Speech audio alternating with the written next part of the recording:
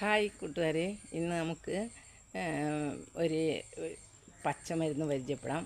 അത് എന്താണെന്ന് വെച്ചാൽ തേനീച്ച കടിച്ചാലും അല്ലെങ്കിൽ തേള്, കരിങ്ങാണി ഇതെല്ലാം കടിച്ചാൽ ഒരു അത്യുത്തമമായ മരുന്നാണ്.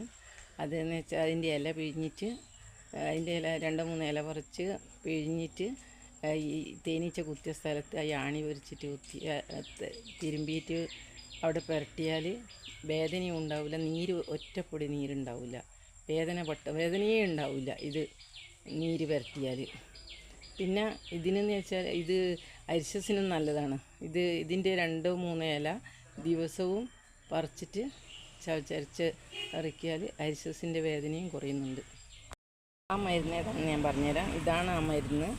ഇതിന് ആ മരുന്ന് വിഷകണ്ഠൻ എന്നാണ് ഇതിൻ്റെ പേര് തന്നെ.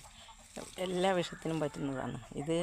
പിന്നെ ഇത് തേനീച്ച കുത്തിയാൽ ഇത് 2-3 ഇല കൈമിൽ പറിച്ചിട്ട് 2-3 ഇല കൈമിൽ തിരുമ്പിയിട്ട് അതിന് നീര് ഈച്ചേൻ്റെ ആണി പൊരിച്ച് കഴിഞ്ഞിട്ട് പുരട്ടിയാൽ ഒരു പൊടി വേദനയും ഉണ്ടാവില്ല, നീരും ഉണ്ടാവും. വീക്കം എന്ന് പറയുന്ന ഇതിനുണ്ടാവില്ല. ഇത് പുരട്ടിയാൽ പിന്നെ ഒരു പൊടി വീക്കം വരുന്നില്ല.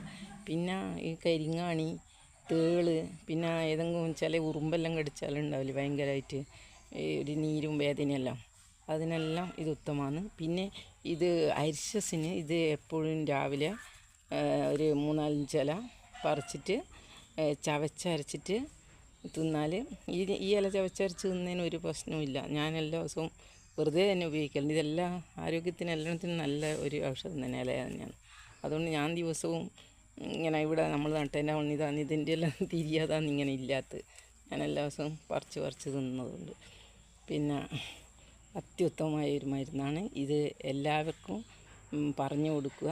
നിങ്ങൾ ഏതാളെ വീട്ടിലും ഈ ഒരു ചെടി കുഴിച്ചിടുന്ന അത്യുത്തമമാണ്. എന്താണെന്ന് വെച്ചാൽ ചെറിയ കുട്ടികളെല്ലാം പെട്ടെന്ന് ഞാൻ ഇടുന്നെങ്കിലും ഒരു ഉറുമ്പോ അല്ലെങ്കിൽ ഒരു ഈ ചെക്കാലി അതെല്ലാം കുത്തിയാൽ ഇത് അപ്പാടും പുരട്ടിയാൽ അതിൻ്റെ വേദന അപ്പാടും ശമിക്കും.